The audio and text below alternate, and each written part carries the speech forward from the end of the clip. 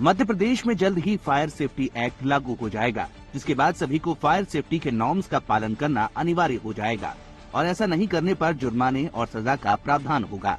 मध्य प्रदेश में fire safety act को लागू करने की कवायद पिछले 5 सालों से चल रही है, लेकिन हरदा पटाखा फैक्ट्री हादसे के बाद से इसकी जरूरत ज्यादा महसूस की जाने लगी। सरकार ने अब इस विधेयक का ड्राफ्ट तैयार कर लिया है। इससे पहले 2019 में केंद्र सरकार की तरफ से फायर सेफ्टी एक्ट की सिफारिश की गई थी, जिसके बाद से इस एक्ट पर काम शुरू हो गया था।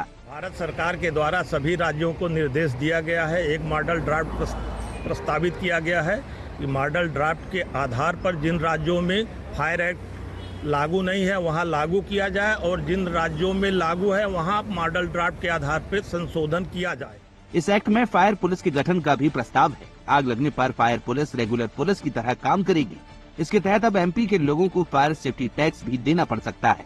प्रदेश में फायर एक्ट लागू होने के उपरांत नगरीय निकाय को किन भवनों में फायर सर्विसेज लागू किया जाना है वो अनिवार्य होगा और जिन भवन स्वामियों के द्वारा फायर सर्विसेज और उनके इक्विपमेंट्स लागू नहीं करते उनके विरुद्ध कार्रवाई की जाएगी और फायर सर्विसेज देने के लिए उनके लिए रेवेन्यू कलेक्शन का भी एक आधार होगा। नगरीय निकाय को अन्य राज्यों की भांति होगा, जिससे आम जनता की सुविधा होगी और उनकी सुरक्षा।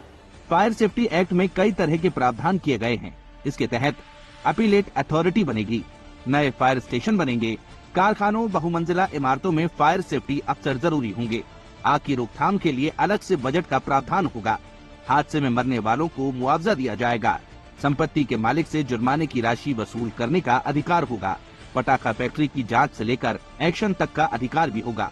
अब भवन निर्माण के दौरान फायर सेफ्टी सिस्टम लगाना अनिवार्य होगा। इसके तहत automatic sprinkler system, fire alarm और फायर सेफ्टी उपकरण लगाने होंगे और ऐसा नहीं होगा तो यूटिलिटी सर्टिफिकेट जारी नहीं होगा।